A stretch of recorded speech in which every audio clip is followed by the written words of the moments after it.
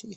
अब हम ये देखेंगे कि धर्मी जन वो है कौन, क्योंकि पहला इतिहास 7 का 15 में लिखा है, उसकी आंखें खुली रहती है, कान भी खुले रहते हैं। अब वो धर्मी जन कौन है। अभी एक भजन संहिता 1 की 1 आयत में क्या लिखा है, 1 की 1 फिर पढ़िए जरा एक बार।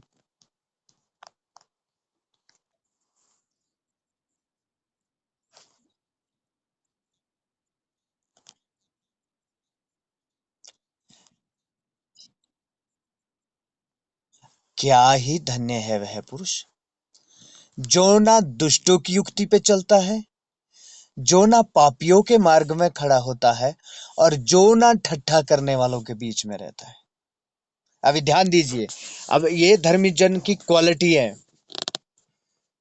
ठीक है, ये क्वालिटी किसकी है, धर्मी जन की क्वालिटियां हैं ये। अब ये क्वालिटियां क्या क्या है, जो ना ठट्ठा करता है, ना दुष्टों की युक्ति पे चलता है, ना पापियों की संगति करता है। नंबर 1, दुष्टों की युक्तियां। ये दुष्टों की युक्तियां क्या है, बुरी बातों के लिए, बुरे विचार के लिए, बुरे कार्यों के लिए दुष्ट लोग युक्तियां बनाते हैं। और दुष्ट लोग युक्तियां बनाते हैं बुरे काम करने के लिए, है ना।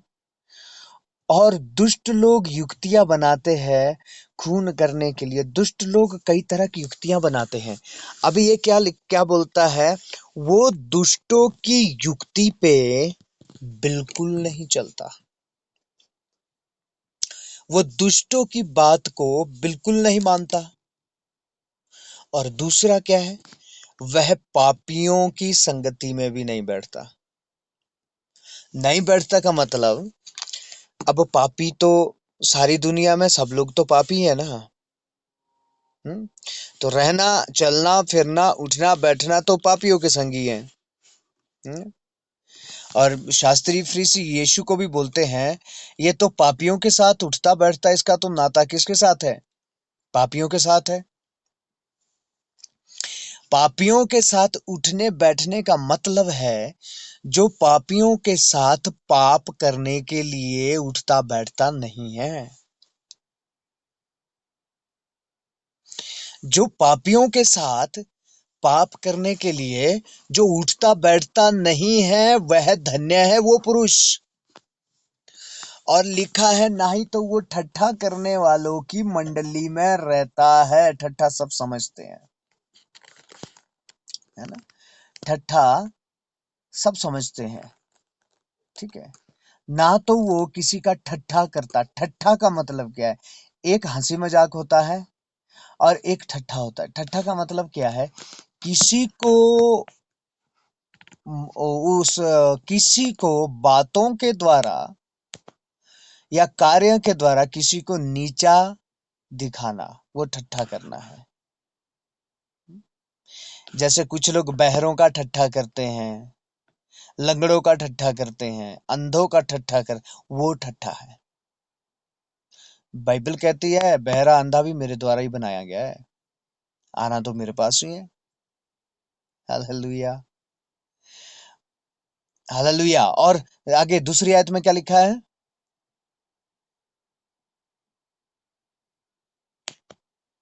जल्दी जल्दी कोई पढ़े, भजन संहिता।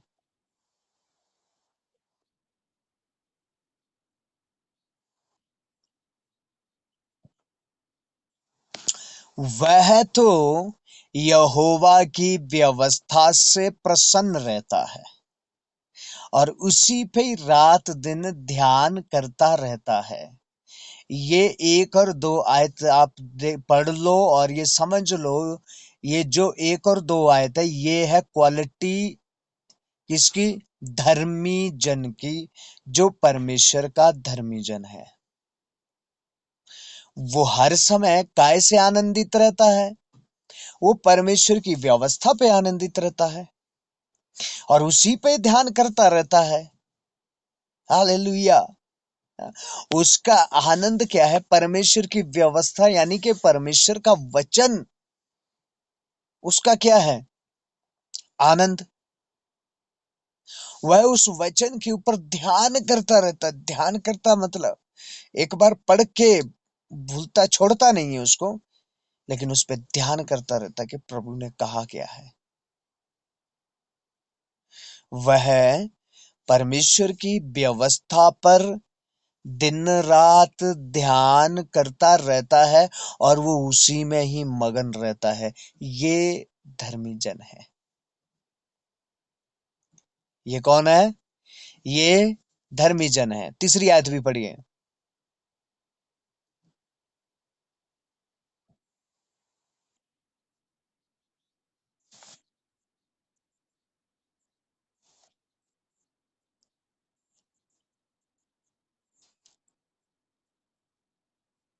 बस, हालेलुया। ना वो ठट्ठा करता है, ठट्ठा करने वालों की मंडली लिखा है, क्योंकि ठट्ठा कोई अकेला नहीं करता, मंडली में करता है।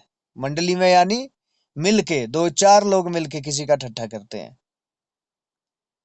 ना तो वो ठट्ठा करने वालों की मंडली में बैठता है, ठीक है, ना वो पापियों की मंडली में रहता है, ना तो वो दुष्टों की युक्तियों पे चलता है।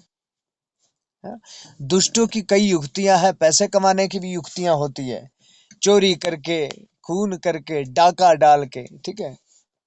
ना वह दुष्टों की युक्तियों पे चलता है, बल्कि वह तो दिन रात यहोवा की व्यवस्था से प्रसन्न रहता है और उसी में ही दिन रात ध्यान किए रहता है।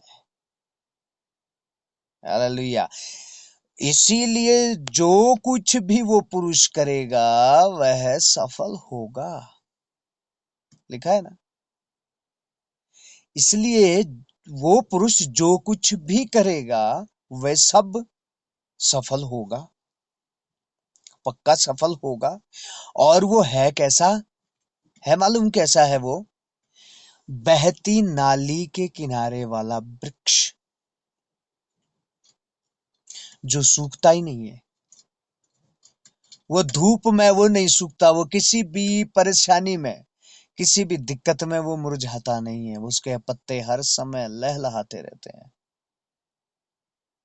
हालेलुया। यानी वो कैसा रहता है? हर समय आनंदित। और कोई परिस्थिति उसको दुखी नहीं करती, कोई भी परिस्थिति उसको दुखी नहीं करती, नहीं कर सकती, क्योंकि उसने अपने आनंद का मूल परमेश्वर के वचन को चुना है। इसीलिए वो किसी भी परिस्थिति में दुखी नहीं होता। मैं फिर से थोड़ा सा मूसा के बारे में यदि बात करूं, तो मूसा जितनी भी आने वाली परिस्थिति थी, उन परिस्थितियों में विचलित नहीं हुआ, उन परिस्थितियों में दुखी नहीं हुआ वो। मालूम है, कहीं एक भी बार लिखा है मूसा कहने लगा, प्रभु क्यों लाया तू जंगल में? प्रभु यहाँ तो प्यासे मर रहे हैं, भूखे मर रहे हैं, जंगल का रास्ता है, कांटे हैं, झाड़ियां हैं, परमेश्वर किसी ढंग के रास्ते से तो ले जाता। या कभी भी वो परेशान उसको कौन करते थे? इस्राएल की प्रजा। लेकिन कभी भी मूसा ने नहीं कहा कि प्रभु ये कैसे लोग दिए तूने। हाँ? कभी भी एक बार भी बाइबल नहीं कहती है कि मूसा ने कहा है कि प्रभु ये लोग दिए कैसे लोग तूने मुझे, ये इन ढीठ लोगों की अगुवाई करने के लिए तूने मुझे बोला है। जितने में सिनाई पर्वत से उतर के आता हूं उतने में अपने लिए ये बछड़ा बना देते हैं। जितने में पानी पी के तृप्त होते थोड़ी देर में खाने के लिए रोना शुरू कर देते हैं। प्रभु ये कैसे लोग दिए? कभी कुड़कुड़ाया, कभी बोला उसने? कभी नहीं, एक बार भी नहीं। हालांकि उसका ही भाई हारून और उसी की बहन मरियम दोनों उसके विरोध में खड़े हो गए, क्या परमेश्वर तेरे से ही बात करता है? क्या तू खास ही है परमेश्वर का? क्या हम परमेश्वर के नहीं है? क्या हम प्रार्थना नहीं करते? क्या हम वचन नहीं पढ़ते हैं? हम्म? क्या तुझसे ही बात करता, हमसे बात नहीं कर सकता? आज से तू परमेश्वर के पास बात करने नहीं जाएगा, हम जाएंगे। उसने बोला कोई बात नहीं, नो प्रॉब्लम। ये है लीडरशिप क्वालिटी। ये है परमेश्वर का धर्मी जन, क्योंकि वो किसी भी बात से व्याकुल नहीं होता। उसने कहा तुम लोगों को लीड करना है, तुम लोगों को लेके जाना है आगे, लेके जाओ, मुझे कोई प्रॉब्लम नहीं है।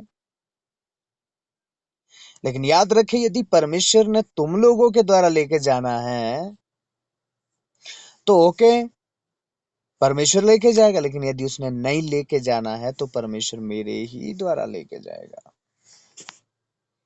और उस बात के लिए परमेश्वर ने उनको क्या किया मालूम है? सजा मिली उनको। किसको?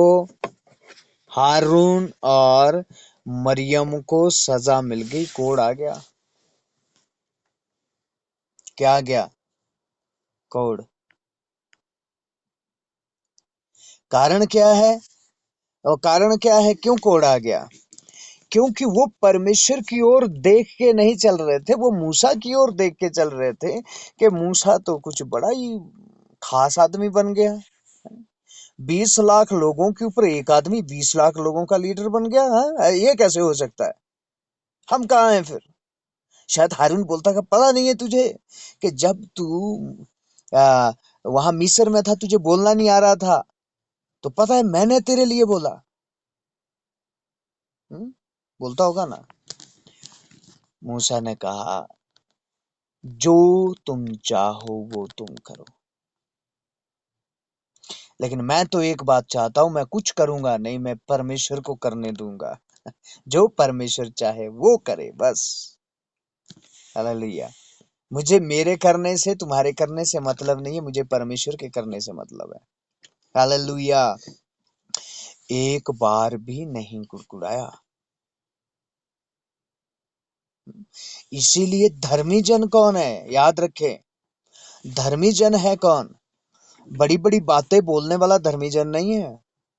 अपने आप को पवित्र साबित करने वाला धर्मी जन नहीं है। मेरे वस्त्रों से मैं धर्मी जन नहीं हूं। लेकिन धर्मी जन की क्वालिटी क्या है? धन्य है वह जो ठट्ठा नहीं करता, पाप नहीं करता, पापियों के संग आनंदित नहीं होता, उनकी संगति करने के लिए इच्छुक नहीं रहता, पापियों की संगति करने के लिए इच्छुक नहीं रहता। हम्म?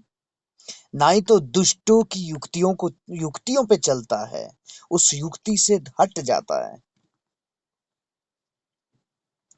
बल्कि दिन रात यहोवा की व्यवस्था पर ध्यान लगाए रहता है और उसी में ही आनंदित भी रहता है। हैं?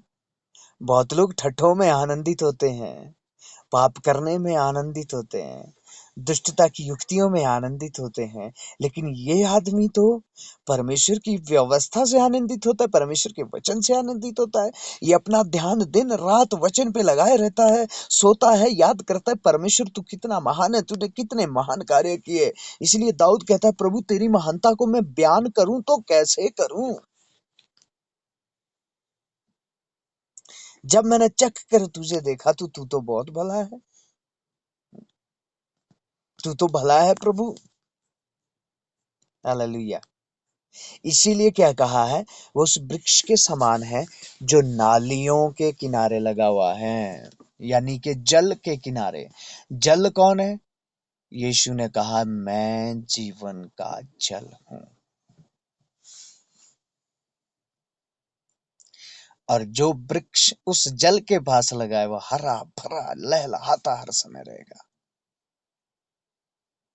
हालेलुया। इसीलिए जो कुछ वो पुरुष करेगा, वो स्त्री करेगी, वो सफल होगा। तब उन लोगों के लिए, इसीलिए धर्मी लोगों के लिए परमेश्वर कहता है अब से जो प्रार्थना स्थान में की जाएगी उस पर मेरी आंखें खुली और मेरे कान लगे रहेंगे। हालेलुया। बहुत सुंदर बात है। ये बहुत सुंदर बात है कि वो सर्वशक्तिमान स्वर्ग और पृथ्वी का मालिक, उसकी आंखें उसकी आंखें और उसके कान हम पर लगे हैं। जब आंख बंद करके प्रार्थना कर रहे हैं तो वो देख रहा है, क्योंकि आंखें उसने खोल के रखी है। जब आप प्रार्थना कर रहे हैं तो वो ध्यान से सुन रहा है क्या प्रार्थना की जा रही है। हालेलुया। इसलिए प्रभु के लोगों, धर्मी जन होने के लिए खाना खिलाने की जरूरत नहीं है, भंडारे करवाने की जरूरत नहीं है, जैसे संसार के लोग करवाते हैं ना भंडारे। वो सोचते इससे हम धर्मी हो जाएंगे। वो तो धर्म के काम है और कामों से उधार नहीं है। और जो हम धर्मी हैं तो धर्मियों ने धर्म के काम भी करने हैं। लेकिन हम ये नहीं सोच सकते कि सिर्फ हम धर्म के कामों से उधार होगा। जी नहीं, हमें धर्मी बनना है तो काम हो तो उधार होगा। मीठा पानी पिलाने से उधार नहीं है, धर्मी नहीं बनेंगे हम। हालेलुया। गरीबों में कपड़ा बांटने से धर्मी नहीं बनेंगे, बल्कि धर्मी क्या से बनेंगे? कुछ एक संगतियां छोड़नी पड़ेगी, है ना? कुछ एक संगतियां छोड़नी पड़ेगी तो जाके धर्मी बनेंगे। Hallelujah, hallelujah. इसीलिए प्रभु के लोगों, मैं पिछले दिनों में भी कह रहा था, धर्मी बनने के लिए कोई बड़े काम नहीं है, छोटा काम है। बस जो प्रभु कहता है वो हम करें, जो प्रभु कहता है वो करें। हम धर्मी अपने आप बनते चले जाएं। हालेलुया। ओके, प्रभु का धन्यवाद हो। प्रभु इस वचन से आशीष दें।